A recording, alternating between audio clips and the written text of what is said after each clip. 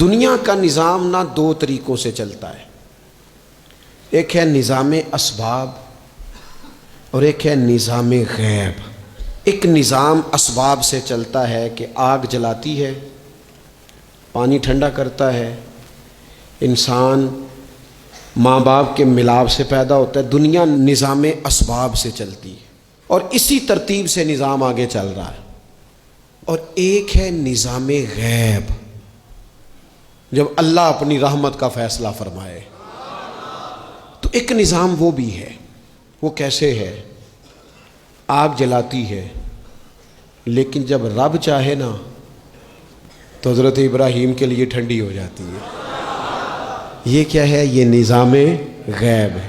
نظام اسباب یہ ہے کہ ماں باپ کے ملاپ سے اولاد پیدا ہوتی ہے، اور اگر رب چاہے نا تو حضرت عیسیٰ علیہ السلام کو بغیر باپ کے بھی پیدا فرما دیتا ہے۔ ہم جو مسلمان ہیں نا، ہماری ساری کی ساری توجہ نظام اسباب پہ ہو گئی ہے۔ اسباب پورے جمع کرو، لیکن اپنے رب کی بارگاہ کی طرف رجوع بھی کرو۔ کئی دفعہ نا اسباب سارے بندے کے ہاتھ سے چھوٹ جاتے ہیں، پھر اسے ضرورت ہوتی ہے دست غیب کی، اللہ اس کی مدد کرے۔ جو آیہ کریمہ میں نے قرآن مجید کی پڑھی ہے، اس میں اللہ کریم نے فرمایا یا ایھا الذین آمنوا توبوا الی اللہ توبۃ نصوحا، اے ایمان والو اپنے رب کی طرف رجوع کرو، اپنے رب کی بارگاہ میں توبہ کرو، پر توبہ سچی کرنا، رجوع الی اللہ کرو، اللہ کی طرف رجوع کرو۔ بعض اوقات سارے نظام ختم ہو جاتے ہیں، نظام اسباب، اس وقت ضرورت ہوتی ہے رجوع الی اللہ کی، کہ نظام غیب آئے۔ حضرت سارہ رضی اللہ تعالی عنہا جو جناب ابراہیم علیہ السلام کی اہلیہ ہیں، آپ ایک رستے سے گزر رہی تھیں، حضرت ابراہیم علیہ السلام آپ کے ساتھ تھے، تو جس رستے آپ تشریف لے جا رہے تھے اس رستے میں بادشاہ بڑا ظالم تھا۔ وہ معاذ اللہ تعالیٰ ثم معاذ اللہ عورتوں کو گرفتار کر لیتا اور اپنی بدباطنی کا ثبوت دیتا۔ وہاں سے جناب سارہ گزری، مسند امام احمد بن حنبل سے یہ حوالہ عرض کر رہا ہوں۔ حضرت سارہ کو اس نے گرفتار کر لیا۔ جب وہ جناب سارہ کی طرف بڑھنے لگا تو اب وہ جتنے اسباب تھے نا اس وقت کے، وہ سارے اختیار کیے گئے، لیکن اس بادشاہ سے جان نہیں چھوٹی۔ جب وہ بڑھنے لگا تو جناب سارہ نے پھر رب کریم کی طرف رجوع کیا، مصلی پہ بیٹھ گئی، کہنے لگی مالک اب تو ہی کرم فرمانے والا ہے۔ آپ نے اس درد سے دعا فرمائی کہ وہ بادشاہ زمین پر بے ہوش ہو کے گرا اور تڑپنے لگا، قریب تھا کہ وہ مر جائے۔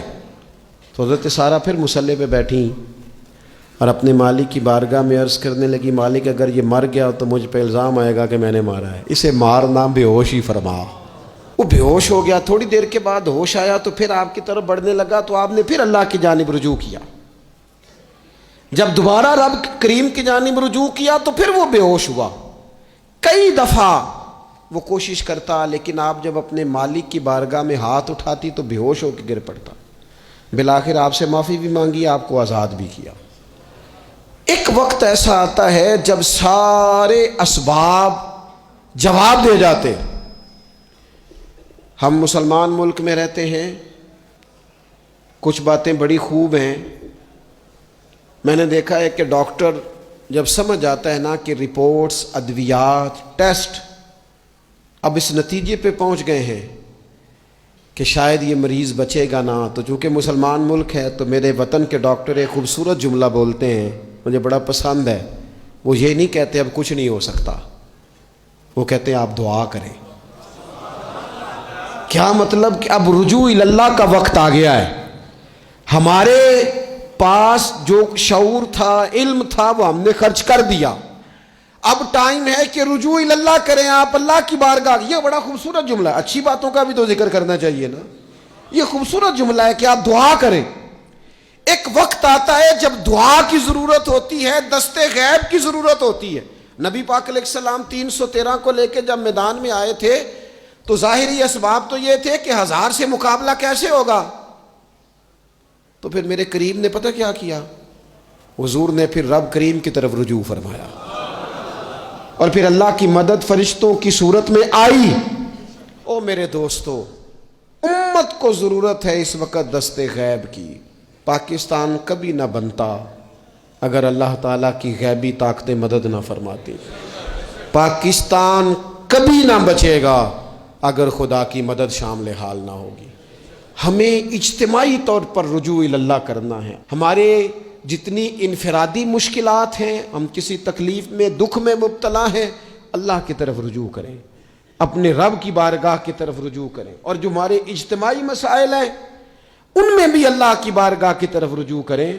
جب ہم یہ رجوع کریں گے مالک کے حضور تو پھر اللہ ہمارے لیے راستے واضح فرمائے گا۔